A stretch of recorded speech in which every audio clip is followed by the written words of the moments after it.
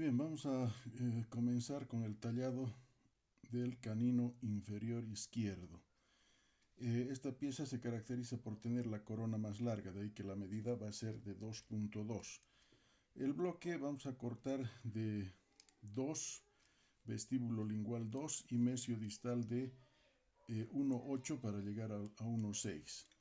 Los pasos son los mismos que para un incisivo central inferior, ¿no? De modo que vamos a señalar primero, ojo, para que nos llegue a la medida final, debemos tomar en cuenta que esta prominencia quede en el lado distal para que la raíz vaya hacia ese lado.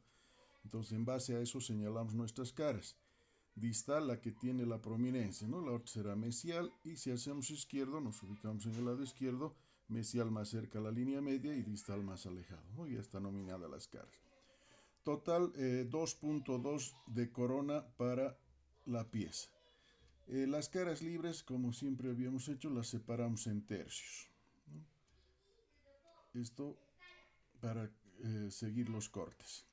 En la parte superior, como para un incisivo inferior, trazamos la línea media y marcamos 1 milímetro antes y 1 milímetro después de esta línea media. Ahí tiene que quedar nuestros cortes. Todo similar a un incisivo inferior. La vestibular, comenzamos el corte en la mitad del tercio cervical y vamos a ir ligeramente convexo hasta ese milímetro antes de la línea media, pero con cierta convexidad, no recto. Cortamos eso, ¿no? Seguimos ese trayecto y poco a poco llegamos hasta ese milímetro antes de la línea media. Lo importante es conservar el borde en el centro entre vestibular y lingual, ¿no? Ese será vestibular. Convexo, pero su parte más prominente cerca de cervical, no en el tercio medio. Lo mismo hacemos en lingual, ¿no? Desde la mitad, o en este caso desde el tercio cervical, y ligeramente cóncavo. Primero podemos cortar recto hasta el milímetro después de la línea media, hasta ahí, recto, y luego recién se hace una ligera concavidad, no mucho, así, no con un desgaste solamente. Listo, ya tenemos las caras libres convergentes hacia incisal, conservando siempre el centro. Bien, ahora pasamos a las proximales convergentes hacia lingual.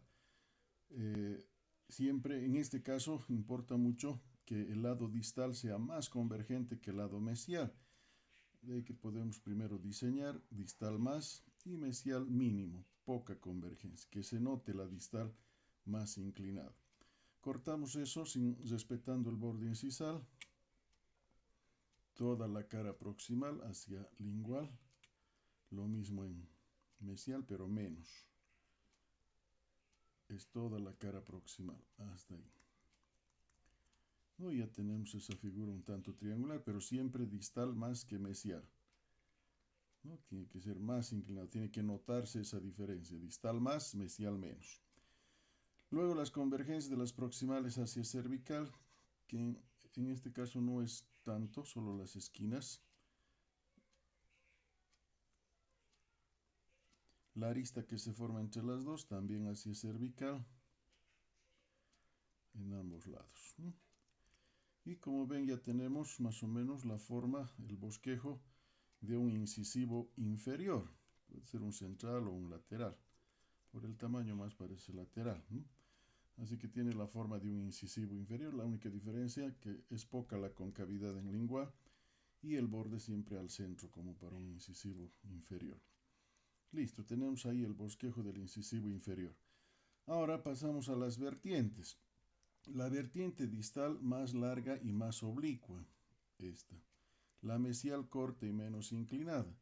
Como en el canino superior, cortamos eso desde vestibular hasta lingual, de ambos lados. Ahí se forman las dos vertientes y el vértice incisal. queda un poco grueso el borde, así que como en el canino superior también podemos cortar del centro hacia los lados, hacia distal y hacia mesial. O gastar así simplemente, cosa que el centro quede más elevado. Lo mismo en lingual, del centro hacia mesial y hacia distal. O gastamos así, respetando aquí el cuarto lobo. Con eso ya el borde queda más delgado. En este caso del canino inferior, el vértice queda un poco más desplazado hacia mesial, más que en el superior. Y el ángulo distal siempre más romo, más redondeado. Listo. Ahora aquí para la cara lingual vamos a añadir un corte más. Dividiendo esto en tercios, ¿no? Cervical, medio e incisal. Todo el tercio medio, desde esta línea hasta esta otra, le hacemos una ligera concavidad, pero solo en ese tercio. Esto, así. ¿No? Entonces, una ligera concavidad solo en el tercio medio paralingual. Y en distal también vamos a tener una depresión. Dividimos más o menos todo el lado distal, desde el ángulo incisal hasta cervical, y nos ubicamos en la mitad, que sería aquí. Y hacemos un corte cóncavo hacia cervical. Esto en distal para la depresión. Y listo, hasta ahí pues ya tenemos los cortes para la porción coronaria.